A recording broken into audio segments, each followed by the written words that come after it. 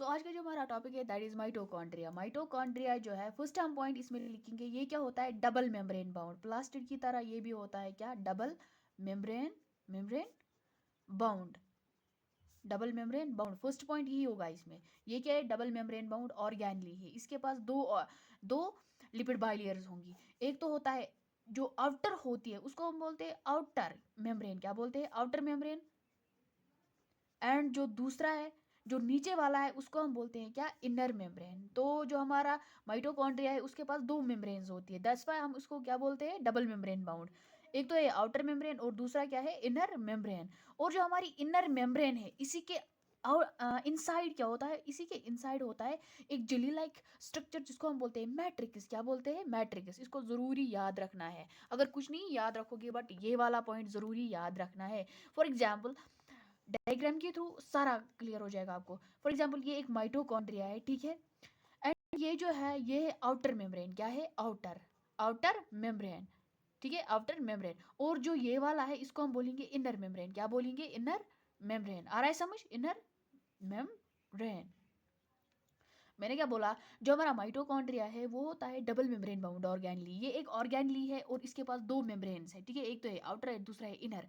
जो inner membrane है उसमें होता है मैट्रिक्स। क्या होता है? मैट्रिक्स। इस वाले रीजन को हम बोलते हैं मैट्रिक्स। ये होता है फ्लूइड लाइक स्ट्रक्चर, ठीक है, जेली लाइक स्ट्रक्चर, जो भी आप समझो उसको हम बोलते हैं मैट्रिक्स, ठीक है। क्या बोलते हैं हम इसको? मैट्रिक्स। और जो ये मैट्रिक्स होता है इसी में होता है सर्कुलर डीएनए। क्या होता है? Circular DNA. और होते हैं राइबोसोम्स। क्या होते हैं बेटा? राइबोसोम्स। क्योंकि जब राइबोसोम्स होंगे डीएनए होगा तो ओबियसली प्रोटीन्स भी बनेंगे, ठीक है। सो फर्स्ट पॉइंट हम लिखेंगे जो हमारा मैट्रिक्स है इसमें क्या होता है? Circular DNA. क्या होता है? Circular DNA. डीएनए की फॉर्मूला क्या है? Deoxy nucleic acid. और क्या होता है? इसमें प्रोटीन्स होते हैं और होता है राइबोसोम्स, 70s राइबोसोम्स।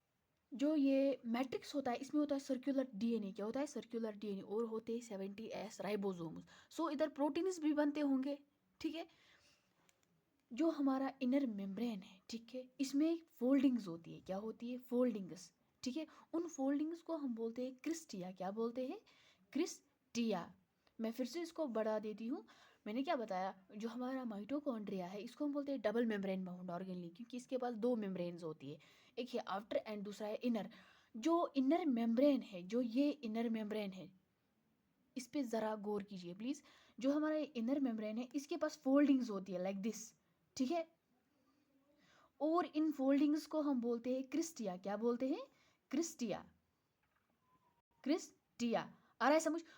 और जो क्रिस्टिया के अंदर जो ये मैट्रिक्स होता है, होमोजीनस मैट्रिक्स, इसी को हम मैट्रिक्स बोलते हैं। और इसी मैट्रिक्स में क्या होता है? सर्कुलर डीएनए, राइबोसोम्स, ठीक है। आ रहा है समझ? सी फिर से देखो, अच्छे से देखना, ठीक है। सो हमारे पास क्या है? डबल मेम्ब्रेन बाउंड, ठीक है, डबल मेम्ब्रेन बाउंड। ऐसे आपको इजी हो जाएगा। एक है आउटर, क्या है? आउटर। एंड दूसरा क्या है? इनर। जो हमारा इनर मेम्ब्रेन है, क्या है? इनर मेम्ब्रेन, उसके पास फोल्डिंग्स होती है जिनको हम बोलते हैं क्रिस्टिया। क्या बोलते हैं? क्रिस्टिया। और जो हमारा इनर मेम्ब्रेन है उसी के अंडर एक होमोजीनियस सब्सटेंस होता है। क्या बोलता है? दिख रहा है? नहीं, इसी के अंडर होमोजीनियस सब्सटेंस है जिसको हम बोलते हैं मैट्रिक्स। क्या बोलते हैं? मैट्रिक्स। और इसी मैट्रिक्स में होता है सर्कुलर डीएनए। क्या होता है? डीएनए। एंड 70s राइबोसोम्स होते हैं। क्या होते हैं? 70s ribosomes. जो हमारा क्रिस्टिया है, ठीक है, ये सरफेस एरिया इंक्रीज करता है। जितनी ज़्यादा फोल्डिंग्स होंगी उतना ज़्यादा सरफेस एरिया होगा, ठीक है। आ रहा है मेरा ये पॉइंट समझ आपको? क्रिस्टिया जो है ये वाला स्ट्रक्चर, ये जो इनफोल्डिंग्स है ये इंक्रीज करते हैं सरफेस एरिया। सेल का सरफेस एरिया ये इंक्रीज करते हैं, इससे सेल बड़ी हो जाती है, ठीक है। सो जो क्रिस्टिया है ये क्या करता है? सेल सरफेस एरिया इंक्रीजेस, ठीक है। सरफेस एरिया को क्या ये करता है? इंक्रीज। आ रहा है ये पॉइंट समझ आपको? मैंने क्या बताया? और आपको ये याद रखना है जो ये माइटोकॉन्ड्रिया है ये डिवीजन किससे करता है? किस प्रोसेस से, किस थ्रू से ये डिवीजन करता है? बाय फिशन, ठीक है। ये फिशन थ्रू डिवीजन करता है।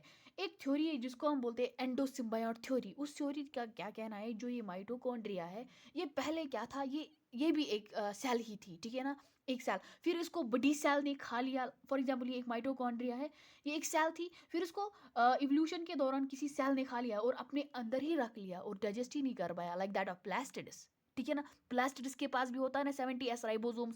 जिनके पास 70s राइबोसोम्स होते हैं, क्या होते हैं 70s राइबोसोम्स, जो बिहेव करते हैं लाइक प्रोकैरियोटिक सेल्स। वो पहले प्रोकैरियोटिक सेल्स ही थे, पहले वो प्रिमिटिव सेल्स ही थे, बट छोटी सेल्स थे, फिर उनको क्या बड़ी सेल्स ने खा लिया और अपने अंदर ही रख लिया।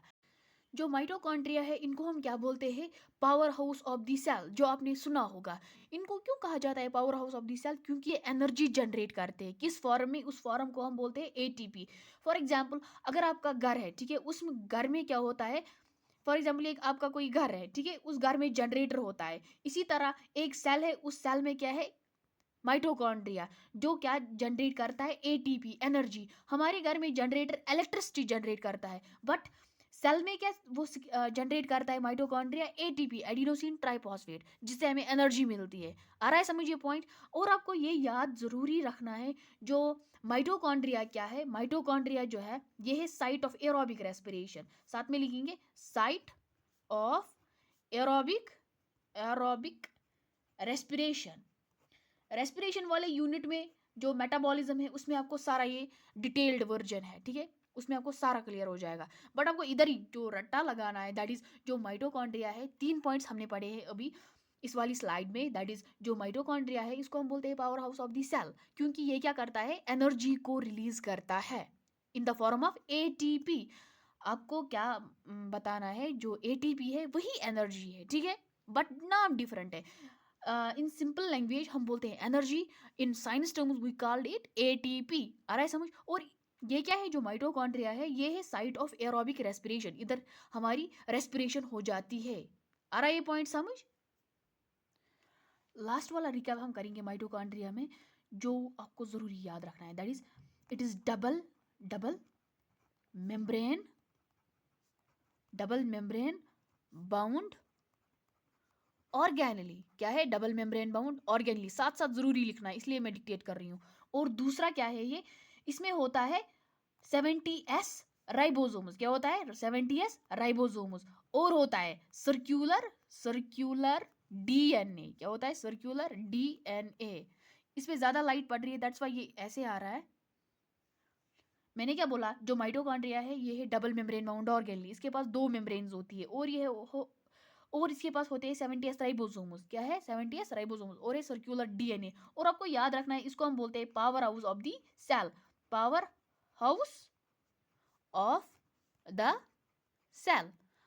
बस इतना ही पॉइंट आपको याद रखना है अच्छे से। बाकी जो कंसेप्ट है वो आपको याद रहा होगा, होप सो 4 पॉइंट्स मैंने अच्छे से बताए आपको, that is double membrane bound, 70s ribosome, circular DNA and powerhouse of the cell. जो ये 2 पॉइंट्स है, ये 2 points 70s ribosome, circular DNA, ये मैट्रिक्स में आते हैं। किसमें, मैट्रिक्स, क्योंकि ये मैट्रिक्स में ही प्रेजेंट है ना, होमोजीनियस मैट्रिक्स में। सो आपको ये समझ आ रहा होगा। So rest, we will see tomorrow इंशाल्लाह।